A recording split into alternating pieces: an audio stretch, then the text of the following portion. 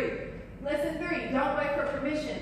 3 elements of this lesson: ambition, decision making, goal setting. What is ambition? Ambition is this internal drive, internal motivation to continually challenge yourself. It means that everything you achieve should be or could be related to your ambition. A couple questions you want to ask yourself about ambition though. Is your ambition realistic? Some people will tell you that it's not. A lot of people will tell you that it's not. But essentially, you're the only person who can decide whether or not your ambition is realistic. Whether you can either talk yourself into it or talk yourself out of it. It's up to you. But it's all relative, okay? Ambition is relative to you and what you want to accomplish as a leader. Does the idea that you have, whether it's the problem that you want to solve that you just talked about, or some of the things that you're working through right now as a college student, does your idea keep you up at night? Does it take a lot of energy to start or maintain? Does it take a lot of blood, sweat, and tears to sustain this particular idea or this particular way of living, this particular way of life that you want to create and maintain? Right? Also with ambition, you must ask, does this moment of your dreams make you uncomfortable? There are a lot of things that I have done, I was scared to do, but I'm glad I did them. And there are a lot of things that I have on my plate right now, and I'm like, oh Lord, I don't know how I'm gonna do it. But I intend to achieve that, right? That's where ambition kind of comes from. And we have personal ambitions, we have professional ambitions. We have some ambitions that kind of meld together, personal and professional. Another element of not waiting for permission is decision making. There's a connotation or a stereotype that our generation, we don't know how to make decisions.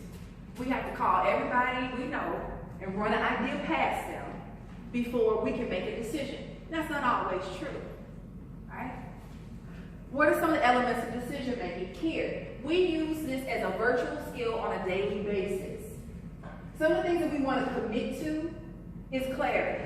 We have to communicate with clarity so that we get really, really specific about how we go about making a decision.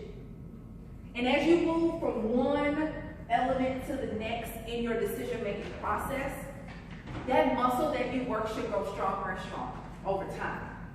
You may kind of mull over an idea or a thought in your head over and over before you move to a final decision. But the more, of course, you make decisions, the more you have an opportunity to strengthen your resolve. Decision making gives us this way to shape ourselves as an authoritative leader. Meaning, in my mind, I have the authority to be able to make decisions I feel are necessary for whatever circumstances are in front of me as a leader.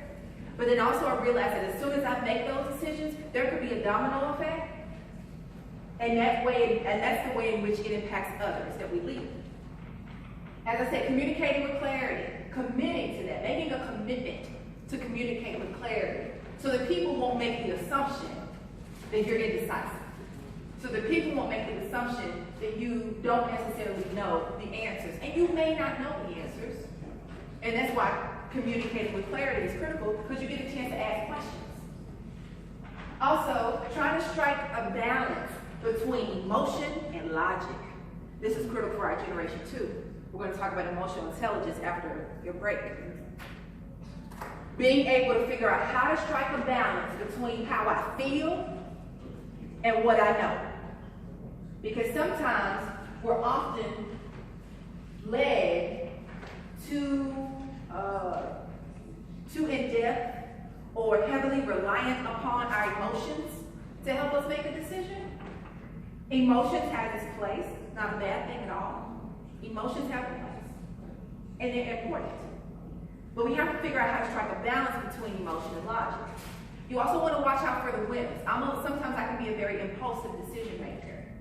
But I think impulse has its place because if you have vision, you kind of already know when something happens, how to move. But when you kind of operate on a whim and shoot from the hip without the vision, you can kind of get scattered and you can lose your way. Last element of waiting for permission on lesson 1 or lesson 3 is goal setting. I mentioned to you that one of the takeaways that you're going to get later, I think either through email or via Facebook, I can't remember, is a personal brand map. And you will have the opportunity to work through, it's about 5 pages of materials that you can just keep for yourself. This is your personal kind of plan, right? Your plan. Anybody got a 5-year plan that you write down, right? And that's very critical, right? So give you like a 4 or 5 sheet kind of personal brand map that you can use to just journal, right? And think through the different sections. Goal setting is critical. I base these on the SMART, acronym SMART, specific, measurable, attainable, relevant, time bound. I give you some very specific things that you must do. Write your goals down. This may feel antiquated, but it's something very powerful about putting pen to paper. Very powerful. You can jot down with your phone if you like, but ultimately, when you get really serious about your goal, you want to see that thing on a piece of paper so you can read it and internalize it. Your hand is essentially energy from your hand, from the writing utensil on the paper, watching the words go down. It's a very powerful practice, and I encourage that. And you will have the opportunity to do that with the supplemental materials that I provide to you. Schedule the goals, plug them into a plan, reverse engineer. You can work backward. What do I say I want to do in 2022?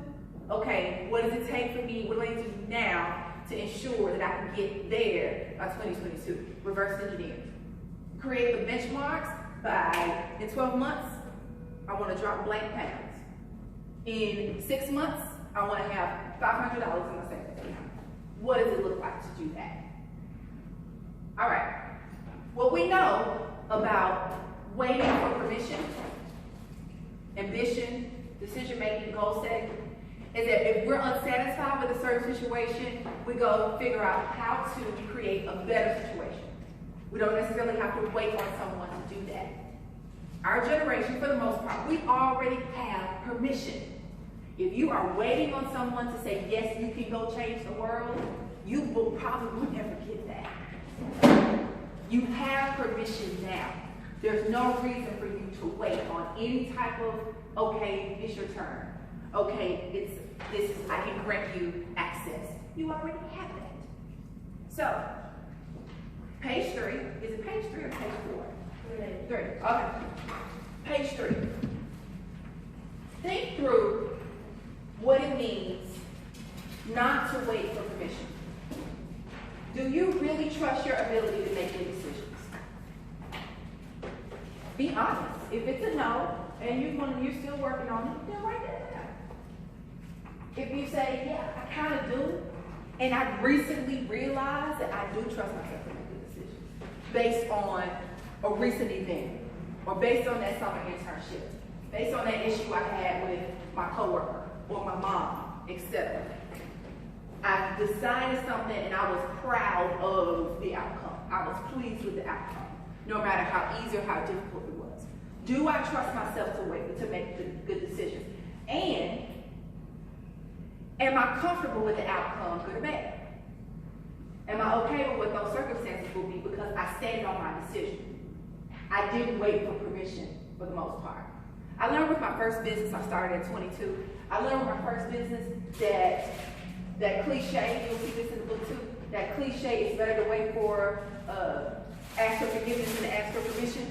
That's the truest thing ever. Especially if you intend to be the kind of leader that the world needs now. It is so much better to say, I know what factors exist, I kind of know how to play the game. I'm going to go ahead and do what I know needs to be done. And if I find out later that that was not the way the system works or the way something is supposed to happen, I probably can ask for forgiveness, and I probably I disrupted something, right? I made a decision that kind of disrupted it. And those around me may say, wow, we don't really do it like that, but I like the way she did that, and we probably need to do it like that from now on. Or somebody may have seen you make a decision, and you didn't wait for permission and go, wow, that was bold. I'm gonna do that too.